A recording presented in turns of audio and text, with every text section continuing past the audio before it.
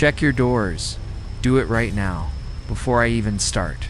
Because what I'm about to read to you tonight doesn't stay on the screen. It settles in.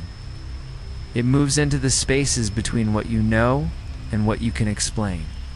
And somewhere around 3 a.m., when the house gets quiet and the hallways get long and the light under the bedroom door looks wrong somehow, you're going to hear these voices again. The voices of people who worked the night shift in places that were supposed to be safe, in buildings full of monitors and call buttons and fluorescent light and trained professionals, and still could not explain what came for them between midnight and morning. These are not campfire stories. These are documented accounts from real medical workers at real hospitals, in rooms with patient file numbers and active security cameras and MOP schedules and everything else that is supposed to make horror impossible. None of it helped. Welcome to True Terror Files Official. You've been warned. Most people only ever see a hospital in the daylight when the hallways are busy. The visitors' chairs are full. The PA system calls names in that calm, measured voice. But strip the daylight away. Send the visitors home. Bring the overhead lights down to half power for the overnight protocol. Silence the phones. Send the day shift to their cars. And what remains in those halls is something the day shift never has to consider.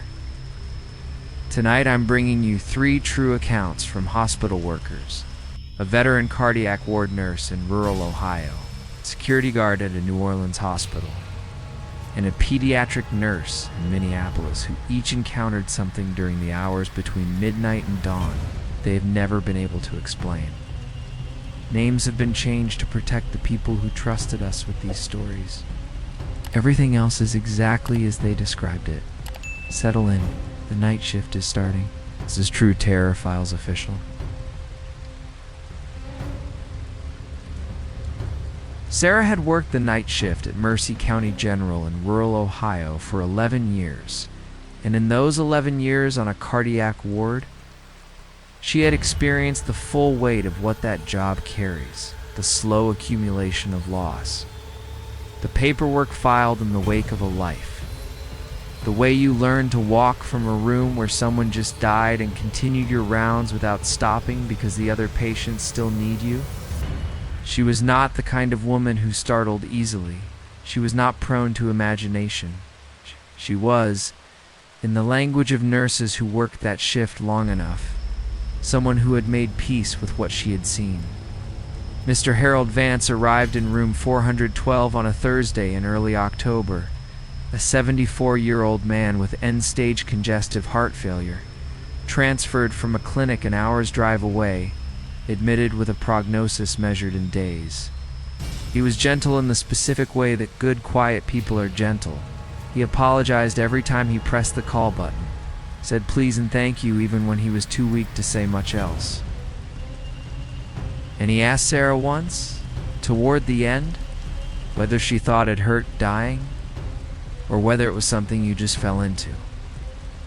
She told him it was like falling asleep on a long drive. He seemed to find that comforting.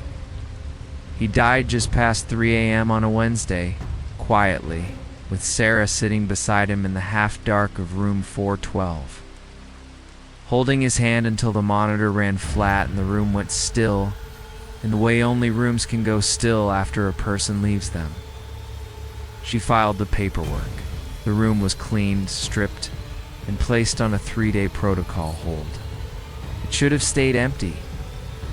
On the 4th day, room 412 officially vacant, no patient assigned, no equipment inside, Sarah was performing her standard 2 a.m. vitals check when the telemetry monitor at the nurse's station alarmed.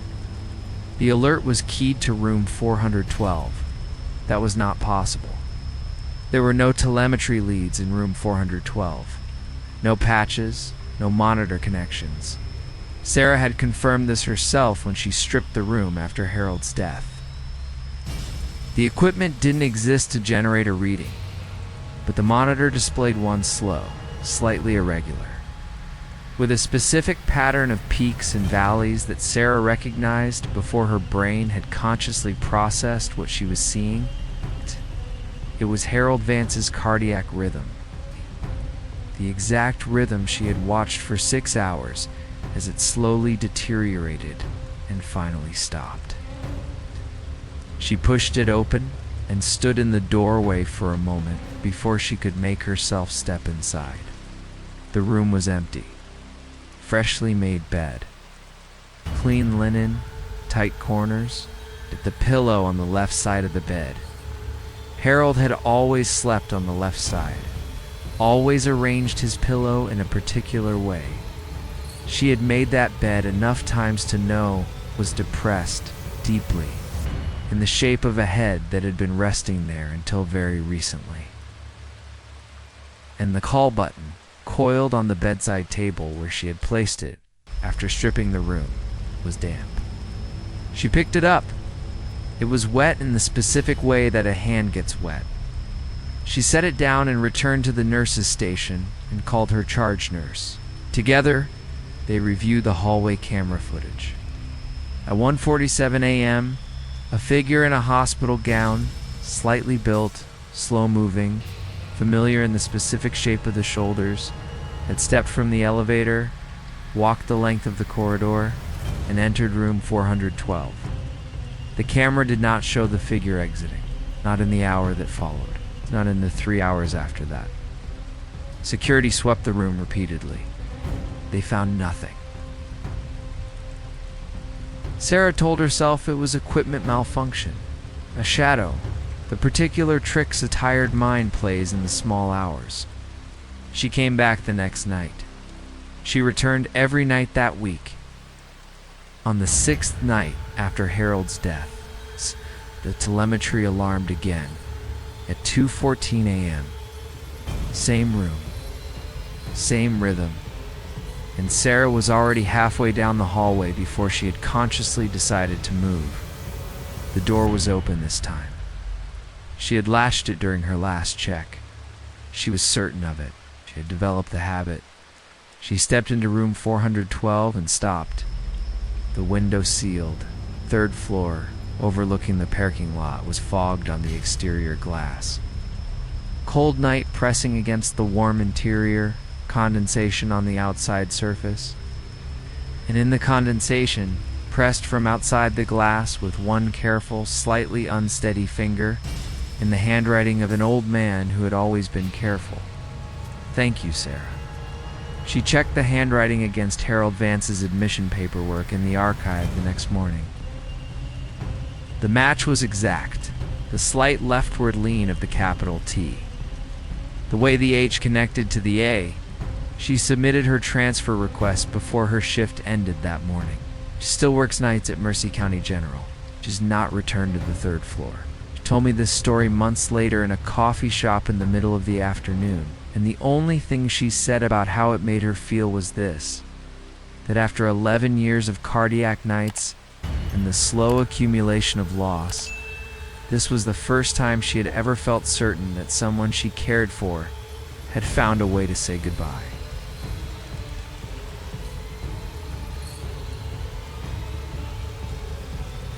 Marcus had been a security guard at St. Augustine Medical Center in New Orleans for 6 years. He was former military, quietly confident, and built exactly the way you'd want a man built who might have to physically intervene between a patient in crisis and a set of hospital doors. He had handled situations in that building that would make most people reconsider their career choice. He was not a man who spooked. The morgue was on sublevel B, the basement level, accessible by a dedicated elevator that staff called the quiet car, because nobody ever talked in it. And Marcus's rounds included a walk past of the morgue entrance at 1 a.m., 3 a.m., and 5 a.m. The sensor alerts were routine. HVAC fluctuations, old pipe vibration, once a raccoon that had come in through a broken exterior vent and had not found the experience rewarding. At precisely 3:14 a.m. on a Tuesday in February, his tablet alarmed. Sublevel B, morgue, motion detected. He pulled up the camera feed before heading down as procedure required. He set the tablet down with the specific, careful deliberateness of a person whose body has decided to be afraid before the mind is caught up. Every drawer in the morgue, all 14, was open. Not cracked or ajar. Fully extended, jutting out into the room at their full extension. The drawers were spring-loaded and required a sustained, deliberate pull to open. They were designed that way for sanitation and security. They could not open on their own, not one of them, and certainly not 14 simultaneously. Marcus called Dr. Aisha Fontanat, the duty physician, and she met him outside the morgue door. They entered together. 13 of the 14 drawers were empty. Patients had been released or transferred earlier that week. One drawer remained occupied. A John Doe, middle-aged male, found unresponsive on Rampart Street 6 hours earlier, pronounced dead on arrival at 11:08 p.m., certified by 2 separate physicians. Dr. Fontanat confirmed it without looking at the chart. She had signed the second certification herself. He was dead, definitively, and then drawer 9 moved. The handle vibrated once, sharply, then again, sustained, and as Marcus stood with his flashlight trained on it, the handle turned and the drawer slid open 6 inches from the inside. Marcus grabbed Dr. Fontanet's arm. She did not step back. The drawer stopped. Marcus made himself approach, made himself lean down, made himself shine the light inside. The John Doe was motionless, cold, still, in the absolute way that only the dead are still. Every cellular process stopped, but his fingers told a different story. All 10 fingernails were gone, not broken but worn entirely away, and the pads of his fingertips were ground down to exposed bone. The interior surface of the drawer, ribbed stainless steel, was scored with long horizontal grooves across its full width, exactly matching the spacing of a hand scrabbling at the surface with decreasing force over an extended period. The medical examiner, reviewing the case the following morning, placed a notation in the file. Probable cataleptic state, premature declaration of death, brief revival and storage. A tragedy of misdiagnosis. But Marcus pulled the external intake security footage that afternoon because something had been bothering him since he had looked at the John Doe's face in that drawer. Something familiar he couldn't place. He found it on camera for the emergency bay exterior from 3 nights before the John Doe was found on Rampart Street. The footage showed a man matching the John Doe's exact description, same height, same build, same face, walking through the emergency bay entrance voluntarily at 2:51 a.m.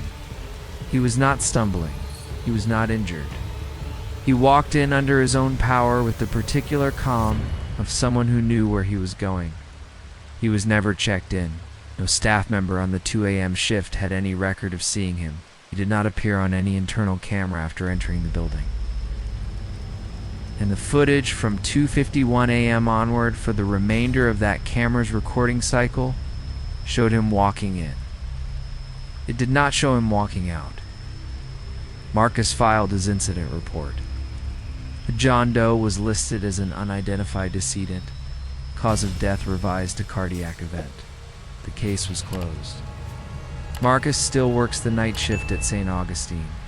He no longer looks directly at the monitor when the sublevel B sensor triggers. He checks the camera feed from the hallway instead, from 20 feet away, before he decides whether he needs to go down.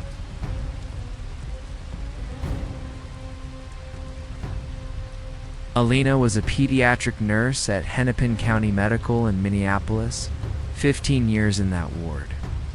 Calm enough to hold a screaming child and calm enough to hold a frightened parent, patient in the particular way that ward requires, in the winter of last year, she was assigned to a 7-year-old boy named James, admitted for a prolonged fever of unknown origin that had not responded to standard treatment. No family member listed as emergency contact, admitted as a ward of the state. He was a quiet child.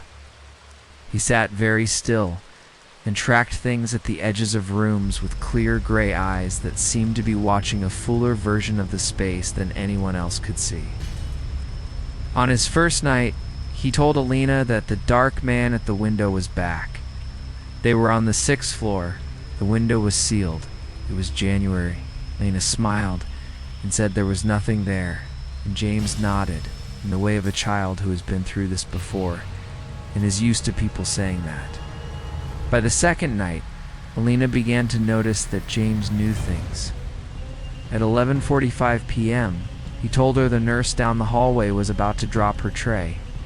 15 seconds later, a crash echoed from the corridor.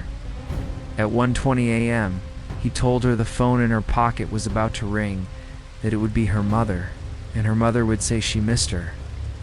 At 1:21 a.m., her mother called. "I just wanted to say I miss you, sweetheart." Alina stood in the hallway for a long time after she ended that call, looking at the closed door of room 308, thinking about the particular clearness of those gray eyes.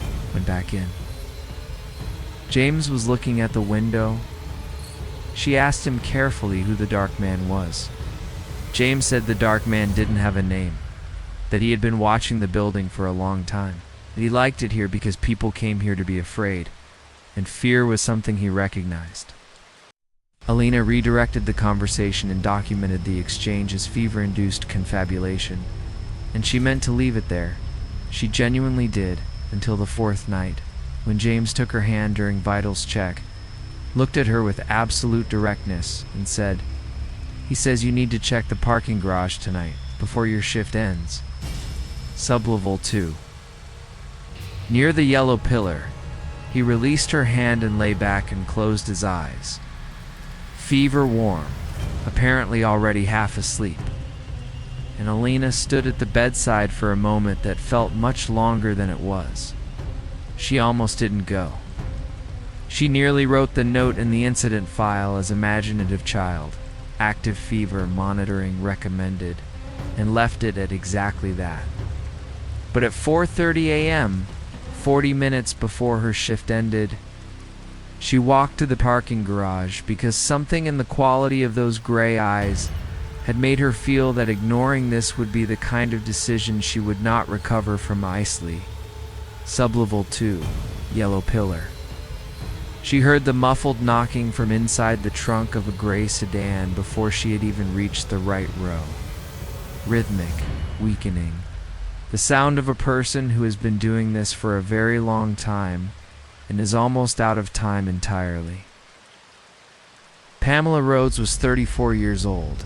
She had been inside that trunk for 11 hours, taken from her driveway the previous afternoon, and she was dehydrated and hypothermic and barely able to speak.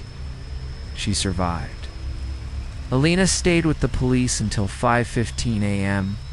and then went directly back to the pediatric ward. James's room was empty. The bed had been stripped. There was no discharge paperwork at the nurse's station, no checkout record, no parental signature, nothing in the system to indicate anyone had left with a patient from room 308. Alina checked the admission file. James had been admitted as a ward of the state. No next of kin, no guardian listed, no emergency contact of any kind.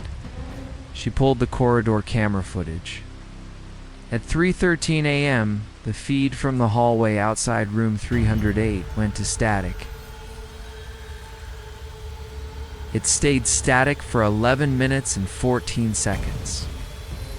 When the feed returned, the corridor was empty. The room was empty. No figure leaving, no door opening. No elevator call registered at that floor. Just 11 minutes of static, and then nothing where James had been. No one at the hospital could explain the camera outage. No one could explain the discharge with no documentation. James's hospital file, when Alina looked at it again the following week, had a case number, a set of vitals charts, and an admission date. The discharge section was blank. She still thinks about the gray eyes. She still checks her phone at 1:20 a.m. on certain nights without knowing why. And she still checks every window on the 6th floor, not because she expects to see anything, but because James told her the dark man was watching from one of them. And she has never been able to decide which was more frightening, that it was true, or that a feverish 7-year-old somehow knew where a woman was dying in a parking garage at 4:30 in the morning, and chose to use the only person who would listen. 3 hospitals. 3 witnesses. 3 things that happened between midnight and morning that no file will ever fully explain. If you work the night shift anywhere, if you know what it means to be alone in a building at 3 a.m., if you've ever heard a sound and decided not to investigate, then you know that the official story and the real story are not always the same thing. If you have your own account, something that happened to you, something you've never been able to explain, something you've been afraid to say out loud, leave it in the comments below. We read every single one. We take everyone seriously. Subscribe to True Terror Files official news stories every week, and some of the ones still coming are the ones that will stay with you longest. Check your doors. Good night.